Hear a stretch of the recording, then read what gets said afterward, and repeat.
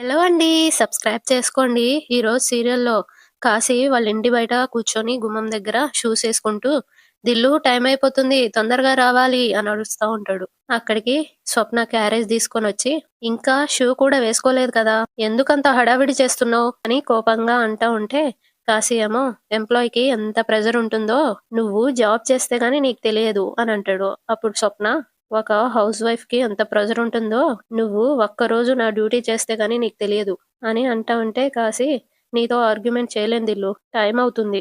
5 minutes late అయినా మా manager ఊరుకోడు" అని అనగానే స్వప్న, "చాలా కష్టపడుతున్నావు కాశీ" అని అంటా ఉంటే, "తప్పదు కదా దిల్లు. ఇదంతా ఎవరి కోసం? మన కోసమే కదా" అని అంటాడు. అప్పుడు స్వప్న, అవును, ఇదంతా మన కోసమే" అని అంటా ఉంటే కాశీ, అని కష్టపడి లేచి, "ఓకే. బాయ్ దిల్లు. బాక్స్ ఇవ్వు" అని తీసుకొని, "ఈవినింగ్ వచ్చే ముందు కాల్ చేస్తాను" అని బైక్ దగ్గరికెళ్తా ఉంటే వెనకాల నుండి స్వప్న వస్తూ, "అవసరం లేదు కాశీ" అని కాశీ దగ్గరకొస్తది. కాశీ ఏమో, "ఎందుకు" అని అడుగుతాడు. వెంటనే స్వప్న, "నేను నీతో పాటు వస్తున్నాను కదా అందుకు" అని అనగానే కాశీ షాక్ అయిపోయి, "నాతో వస్తున్నావా?" అని అంటా ఉంటే, "అవును" అని స్వప్న అంటది. అప్పుడు కాశీ, "నాతో వచ్చి ఏం చేస్తావు" అని అడుగుతాడు. అప్పుడు స్వప్న, "మీ ఆఫీస్ పక్కన నాకో చిన్న పనుంది" అని అంటా ఉంటే కాశీ, "ఈవినింగ్ వరకు ఉండేంత పని అక్కడేముంది" అని అంటాడు. స్వప్న, "ముందు నీ ఆఫీస్‌కొచ్చి అక్కడ క్యాంటీన్‌లో కాసేపు కూర్చొని తరువాత వెళ్తాను" అని అంటా ఉంటే కాశీ, "సారీ దిల్లు, అక్కడ బయట వాళ్ళని అలో చేయరు" అని అంటాడు. స్వప్న, "ఆఫీస్ వరకొస్తాను" అని అంటది. వెంటనే కాశీ, "మావయ్య గారిని తీసుకెళ్ళమనొచ్చు గదా" అని అంటా ఉంటే స్వప్న, "ఏ నువ్వెందుకు తీసుకెళ్ళవు" అని అడుగుతది. కాశీ ఏమో, "టైం అవుతుంది. నేను ఫాస్ట్‌గా వెళ్ళాలి" అని అంటా ఉంటే స్వప్న, "స్పీడ్‌తో నాకేం ప్రాబ్లమ్ లేదు" అని అంటది. అప్పుడు కాశీ, "నాకుంది దిల్లు. నేను బైక్ డ్రైవింగ్‌లో వీక్ అని నీకు తెలుసు కదా" అని అంటా ఉంటే స్వప్న, "అయితే క్యాబ్ బుక్ చేయనా" అని అడుగుతది. వెంటనే కాశీ, "నాకుండే ప్రెషర్‌లు నాకున్నాయి దిల్లు. నాతో రావాలంటే కుదరదు" అని అంటా ఉంటే స్వప్న, "జాబ్ చేసే వాళ్ళకి కదా ప్రెషర్ ఉండాల్సింది. నీకెందుకు ప్రెషర్" అని అంటది. కాశీ షాక్ అయిపోతాడు. "చెప్పు కాశీ, విష్ణు ఫోన్ చేశాడా" అని అడుగుతా ఉంటే కాశీ కంగారు పడుతూ, "విష్ణు ఎవరు? ఏం మాట్లాడుతున్నావు నువ్వసలు" అని అంటా ఉంటే స్వప్న, "ఆన్‌లైన్‌లో చూసి నీ ఆఫీస్ నంబర్‌కి కాల్ చేశాను కాశీ. ఆఫీస్‌లో నీది చాలా విలువైన పోస్ట్ అంట కదా" అని అంటా ఉంటే కాశీ తనలో తాను, "దిల్లుకి నిజం తెలిసిపోయింది" అని కంగారు పడుతూ ఉంటాడు. "నిన్నే కాశీ అడిగేది" అని అనగానే కాశీ, "దిల్లు, నేను అర్జెంట్‌గా వెళ్ళాలి. మనం ఈవినింగ్ మాట్లాడుకుందాం" అని బైక్ ఎక్కబోతాడు. స్వప్న గట్టిగా గుంజి ఆపి, "కాశీ, ఇప్పుడే మాట్లాడాలి. మీ ఆఫీస్‌కి కాల్ చేశానంటే నీకింకా అర్థం కావట్లేదా" అని అంటా ఉంటే కాశీ ఏమో, "నేనే తప్పు చేయలేదు దిల్లు" అని అంటాడు. వెంటనే స్వప్న కాశీ చెయ్యి తీసుకొని తన నెత్తి మీద పెట్టుకొని, "నువ్వు అబద్ధం చెప్పావంటే నేను చచ్చినంత ఒట్టే. నిజం చెప్పు" అని అడుగుతది. అప్పుడు కాశీ, "నాకు జాబ్ వచ్చిందని చెప్పాను. అదే అబద్ధమే దిల్లు" అని అంటాడు. స్వప్న చెయ్యి వదిలేసి ఏడ్చుకుంటూ గోడకు ఆనుకొని ఏడుస్తూ ఉంటే కాశీ ఏమో, "నేను చెప్పేది ఏంటంటే" అని అనబోయేలోపు స్వప్న, "ఇక చాల్లే, ఆపు. నాకు ఈ విషయం నిన్న సాయంత్రమే తెలుసు. నువ్వు చెప్తావని ఇంతవరకు వెయిట్ చేశాను" అని అంటా ఉంటే కాశీ, "అసలేం జరిగిందంటే" అని అనబోయేలోపు స్వప్న, "ఐ హేట్ యూ. నువ్వు నాతో మాట్లాడకు" అని లోపలికెళ్ళిపోతది. కాశీ ఏమో, "దిల్లు" అని పిలుస్తూ అక్కడే ఆగిపోయి, దిల్లుకి నిజం తెలిసిపోయింది. ఇప్పుడు నేనేం చేయాలి అని అనుకుని లోపలికెళ్తాడు. ఇటు శివనారాయణ వాళ్ళ ఇంట్లో అందరూ ఉంటారు. గురువుగారొచ్చి జాతకాలు చూస్తా ఉంటారు. ఏం చెప్తారా అని అందరూ ఎదురు చూస్తూ ఉంటారు. ఆ గురువుగారు, "శివనారాయణ గారు" అని అనగానే శివనారాయణ, "చెప్పండి గురువుగారు" అని అంటాడు. అప్పుడు ఆయన, "అందరి జాతకాలు కలిపిచ్చారు. మీ కూతురి కుటుంబం గురించి మనం తర్వాత మాట్లాడుకుందాం. ముందుగా మీ కుటుంబం గురించి చెప్తాను" అని అంటా ఉంటే శివనారాయణ, "చెప్పండి గురువుగారు" అని అంటాడు. అప్పుడు ఆ గురువుగారు, "ఒక మంచుంది, ఒక చెడు కూడా ఉంది" అని అనగానే అందరూ షాక్ అయితారు. ఏది ముందు చెప్పాలో అర్థం కావడం లేదు అని అంటా ఉంటే దశరథ, "చెడేంటి గురువుగారు?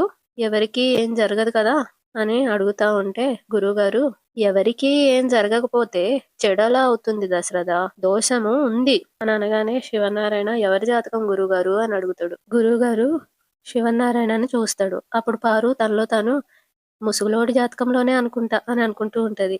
మళ్ళీ గురువుగారు దశరథని జూస్తారు. "లేదనుకుంటా. దశరథ జాతకంలోనా?" గురువుగారు సుమిత్రని జూస్తాడు. "కాదు కాదు. సుమిత్ర జాతకంలో అయ్యుంటది." మళ్ళీ గురువుగారు పారిజాతాన్ని జూత్తడు. అప్పుడు పారిజాతం, "అయ్యో బాబోయ్! ఈ గురువుగారు నా వంకే చూస్తున్నారేంటి? దోషం నా జాతకంలో లేదు కదా" అని అనుకుంటూ ఉంటే గురువుగారు జ్యోష్న వైపు జూస్తారు. అప్పుడు పారు, "హమ్మయ్య! నాది కాదు, జ్యోష్న అయ్యుంటది. దీనికి మళ్ళీ ఏం బాలేదో" అని అనుకుంటూ ఉంటది.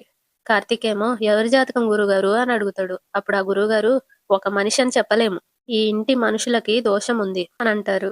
దశరథేమో మంచి విషయం ఏంటి గురువుగారు అని అడుగుతాడు. అప్పుడు గురువుగారు ఈ ఇంటి వారసురాలికి ఒక మంచి జరుగుతుంది అని అనగానే దీప కార్తీక్ వైపు చూస్తది. కార్తీక్ ఏమో దీప వైపు చూస్తాడు.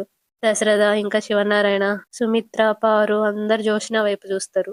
గురువుగారు కానీ ఈ ఇంటికి ఒక విపత్తుంది. చాలా పెద్ద ప్రమాదమే రాబోతుంది అని అనగానే అందరు షాక్ అయితారు. శివనారాయణ ఏమో దీనికి నివారణ ఏంటి గురువుగారు అని అడుగుతాడు.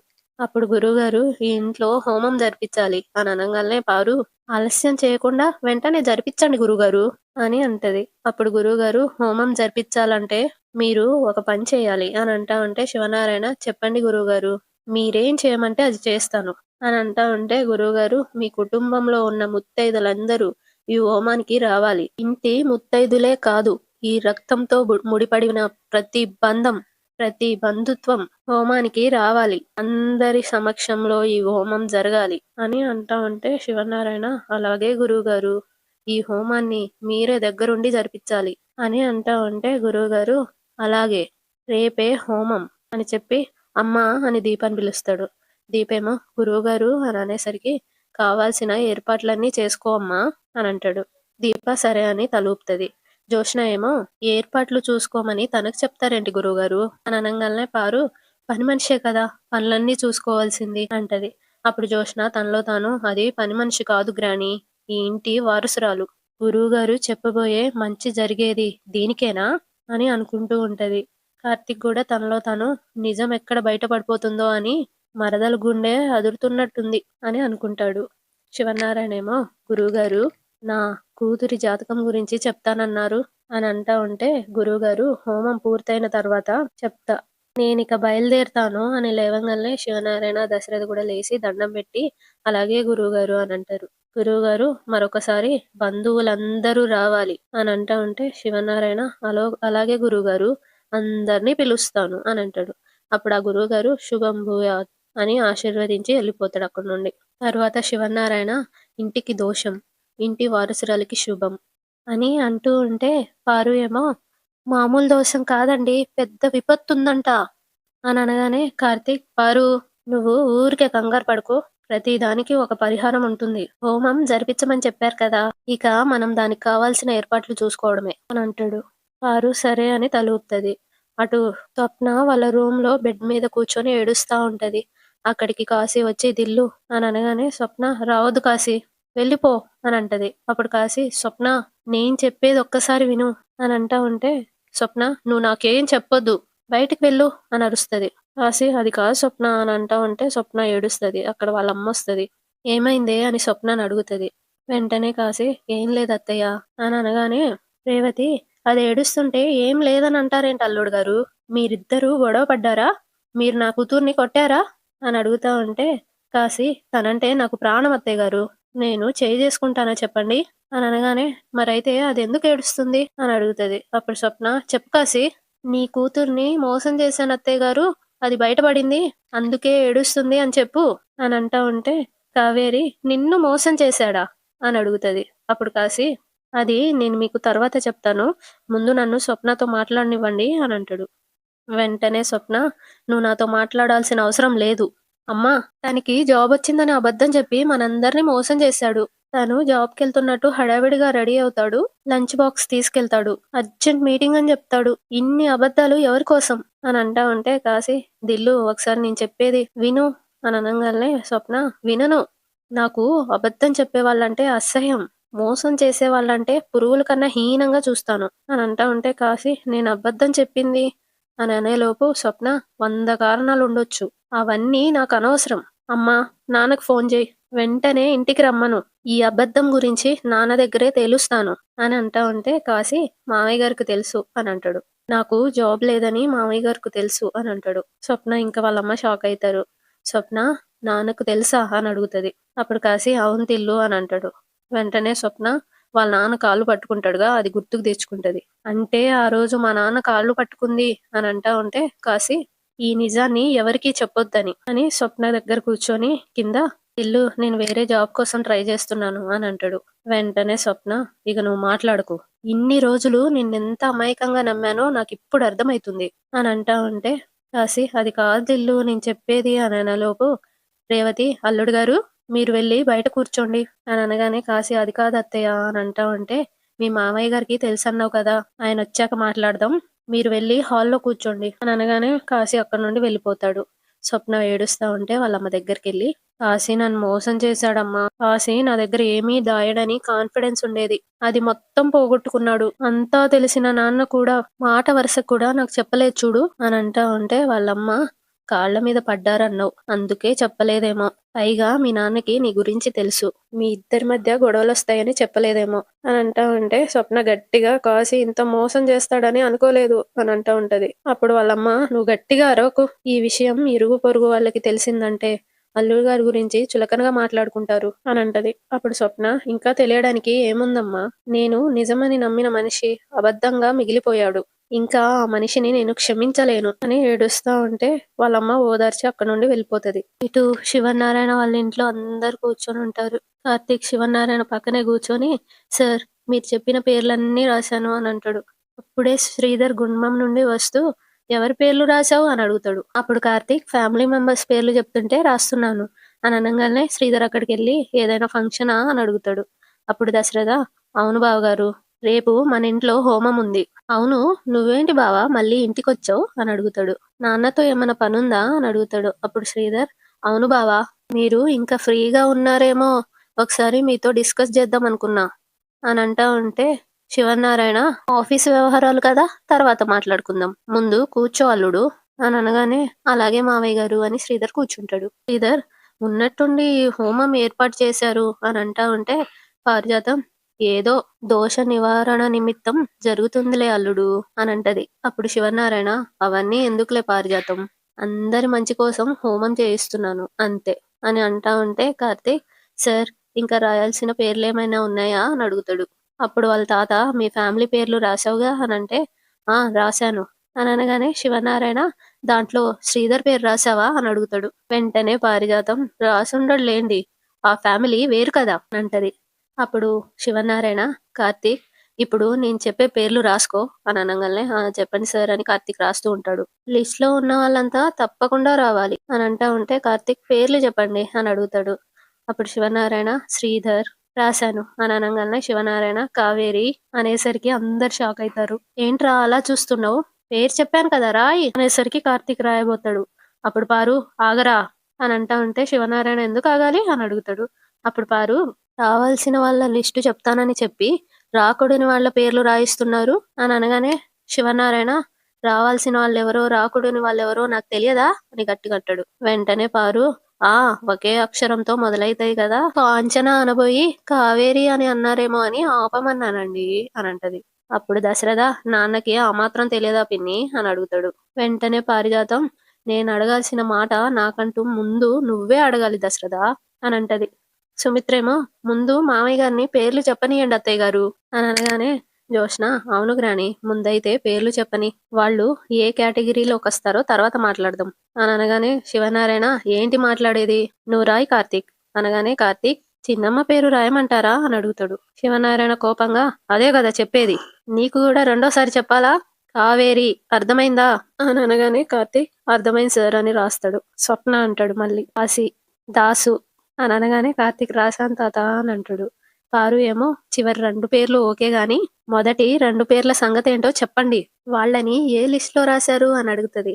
అప్పుడు శివనారాయణ, ఏ లిస్ట్ లో రాస్తే నీకెందుకు అని అంటా ఉంటే పారిజాతం, నా కొడుకుని మనవడిని పిలవకపోయినా పర్వాలేదు, వాళ్ళని ఏ లిస్ట్ లో రాయిస్తున్నారో చెప్పండి, చుట్టాలనా, బంధువులనా, తెలిసిన వాళ్ళనా, లేకపోతే తెలుసుకోవాల్సిన వాళ్ళనా అని అడుగుతా ఉంటే శివనారాయణ, ఎవరికీ రాని అనుమానం నీకెందుకు వస్తుంది అని అడుగుతాడు.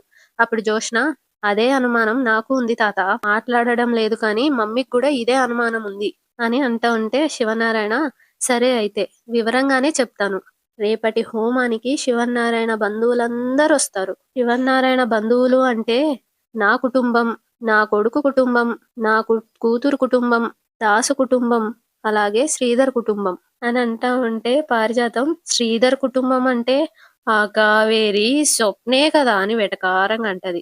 వెంటనే శ్రీధర్, ఎందుకు అత్తయ్య గారు అంత వత్తి మాట్లాడతారు, నా ఫ్యామిలీ అంటే నేనిప్పుడు ఎవరితో కలిసుంటున్నానో వాళ్ళే అనంటాడు. అప్పుడు జోష్న వాళ్ళు మాకెలా బంధువులైతారు మావయ్య అని అడుగుతది. అప్పుడు శివనారాయణ మీ మావయ్య భార్య కాబట్టి అనంటాడు. అప్పుడు జోష్న ఇదే విషయం ఆఫీస్‌లో మాట్లాడితే ఇది ప్రొఫెషనల్ మీటింగ్. పర్సనల్ విషయాలు ఇక్కడ మాట్లాడకూడదు. మాట్లాడే అర్హత నీకుందా అనన్నారు. మరి ఇది పర్సనలే కదా!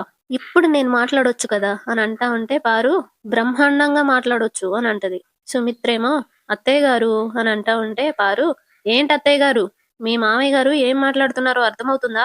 శ్రీధర్ రెండో భార్యని కూతుర్ని హోమానికి పిలుస్తారంట అని అంటా ఉంటే కార్తీక్ దాంట్లో తప్పేముంది అని అంటాడు. వెంటనే పారు ఆ మీరంతా కలిసిపోయారు కాబట్టి మీకేం తప్పుగా అనిపించట్లేదురా కానీ ఈ ఇంట్లో ఇంకా పెళ్లి కావాల్సిన పిల్లుంది. అవ్వ చెప్పుకోలేని సంబంధాలు పెట్టుకునే వాళ్ళని ఇంటి గుమ్మం తొక్కనిస్తే నలుగురు నాలుగు రకాలుగా మాట్లాడుకుంటారు అని అనగానే శ్రీధర్ మామయ్య గారు నేనెవ్వరిని ఏమీ అనాలనుకోవట్లేదు. దయచేసి రేపు హోమానికి నా ఫ్యామిలీని మాత్రం పిలవద్దు. ఒకవేళ కాంచన్‌తో పాటు నన్ను రమ్మంటే నేనొస్తాను. నేను రావడం వల్ల మీ పరువు పోతుందని మీకనిపిస్తే నేను కూడా రాను అనంటాడు. అప్పుడు శివనారాయణ రావడానికి, మానేయడానికి నువ్వెవరు? నా ఇంటి రక్త బంధాలతో సంబంధం ఉన్న అన్ని బంధాలతో కలిపి నేను దోష నివారణ కోసం గురువుగారు చెప్పిన హోమం చేయాలనుకున్నాను. దానికి నేను పిలిచిన వాళ్ళంతా రావాల్సిందే అని అంటా ఉంటే జోష్న ఎలా వస్తారు తాత? ఎవరైనా కావేరిని ఈవిడ నీకేమైతుంది అని అడిగితే నేనేం చెప్పాలి? అని అంటా ఉంటే కార్తీక్ వరుసలు కూడా తెలియదా పెద్ద మేడం గారు అని అడుగుతాడు. వెంటనే జోష్న ఇది మా ఇంటి సమస్య. నువ్వు మధ్యలో మాట్లాడుకు బావా అని అంటా ఉంటే దీప ఇది మీ ఇంటి సమస్యే. నా బావ మీ మేనత్త కొడుకు. మా అత్తయ్య గారు ఈ ఇంటి ఆడపడుచు. ఆవిడ లేకుండా ఈ ఇంట్లో ఏ శుభకార్యం జరగదు. అలాంటి మేనత్త కొడుకుని పట్టుకొని మాట్లాడుకు అంటావా అనంటది. అప్పుడు పారు మొగుడిని ఒక మాట అనేసరికి పెద్ద పులిలా మీద పడిపోతావేంటి అని అంటా ఉంటే జోష్న మీద పడి కొట్లాడడం వీళ్ళకి అలవాట్లే గ్రాని అనంటది.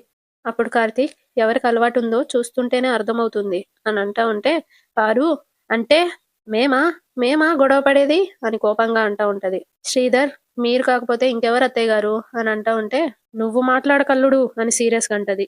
కార్తీక్ ఎంతమంది నోర్లు మూయిస్తావు పారు అని అంటా ఉంటే జోష్న మీరు మా పరువులు తీస్తుంటే మా పరువులు మేమైనా కాపాడుకోవాలి కదా అని అంటది. సుమిత్రేమో జోష్న అని అంటా ఉంటే పారు దాన్నెందుకు ఆపుతున్నావు? నీ రెండో పెళ్ళాం ఈ ఇంటి బంధువు ఎలా అవుతుందని శ్రీధర్ని నువ్వు నిలదీసి అడుగు అని అంటా ఉంటే శివనారాయణ పైకి లేచి ఇక ఆపుతారా అని గట్టిగా అంటాడు. నేనేమో దోష నివారణ హోమం చేయిస్తున్నాను మీరెలా అలా కొట్టుకు చావండి అని అంటా ఉంటే పారు మీరు మమ్మల్ని ఏమైనా అనండి ఎన్నన్నా అనండి పర్వాలేదు. కావేరి అడుగు ఈ ఇంట్లో పడ్డానికి వీల్లేదు అని అనగానే జోష్న అవును గ్రాని అడ్డమైన వాళ్ళంతా రావడానికి ఇది బజార్ కాదు అని అంటది. అప్పుడు కార్తీక్ జోష్న అని గట్టిగా అంటాడు. వెంటనే జోష్న కావాలంటే మీ ఇంటికి తీసుకెళ్ళండి అని అంటది. అప్పుడు దశరథ జోష్న నువ్వింక మాట్లాడడం ఆపితే మర్యాదగా ఉంటుంది. ఇంతకు మించి సహనంగా ఉండడం నా వల్ల కాదు అని అంటా ఉంటే శ్రీధర్ బావా నువ్వు ఎవ్వరినీ ఏమీ అనుకో. తప్పు నాదే. ఈ ఇంట్లో ప్రశాంతంగా జరగాల్సిన హోమం నా కారణంగా డిస్టర్బ్ అవ్వడం నాకిష్టం లేదు. మీలో మీరే నా కోసం వాదులాడుకోవడం నాకు అస్సలు ఇష్టం లేదు. హోమానికి నా ఫ్యామిలీ రాదు. ఎవ్వరూ మా కోసం తలదించుకోవాల్సిన అవసరం లేదు అని అంటా ఉంటే శివనారాయణ శ్రీధర్ అని అంటాడు. అప్పుడు శ్రీధర్ నన్ను క్షమించండి మావయ్య గారు. నేను మీ ఇంటికి రాకుండా ఉండాల్సింది అని అక్కడి నుండి వెళ్ళిపోతాడు. శివనారాయణ ఏమో బాధగా శ్రీధర్ అని అంటా ఉంటాడు. దశరథ్ కూడా బావా అని అంటా ఉంటాడు. జోష్న ఇంకా పారు హ్యాపీగా ఫీల్ అవుతా ఉంటారు. సుమిత్ర ఇంకా దీప బాధపడుతూ దీప కోపంగా మనుషుల్ని ప్రేమించడం చాలా కష్టం అమ్మాయి గారు. బాధ పెట్టడం చాలా తేలిక. ఆ పని ఈ రోజు మీరు చాలా బాగా చేశారు అని అనేసి అక్కడి నుండి వెళ్ళిపోతుంది. జోష్న ఏమో పని మనిషితో కూడా నీతులు చెప్పించుకోవాల్సి వస్తుంది. ఛీ అని అనేసి అక్కడి నుండి వెళ్ళిపోతుంది. పారిజాతం కూడా కోపంగా వదిలేస్తే నీతులు ఎవరైనా చెప్తారు అని అనేసి లోపలికి వెళ్ళిపోతుంది. దశరథేమో సారీ నాన్న నేనేం చేయలేను. నువ్వే ఏదో ఒక నిర్ణయం తీసుకోవాలి అని అనేసి అక్కడి నుండి వెళ్ళిపోతాడు. వెనకాలే సుమిత్ర వెళ్ళిపోతుంది. కార్తీక్ ఇంకా శివనారాయణ ఉండిపోతారు. శివనారాయణ డల్గా సోఫా మీద పడిపోతాడు, కూర్చుంటాడు. అంతటితో ఈరోజు ఎపిసోడ్ అయిపోతుంది. సబ్స్క్రైబ్ చేసుకోండి కదా.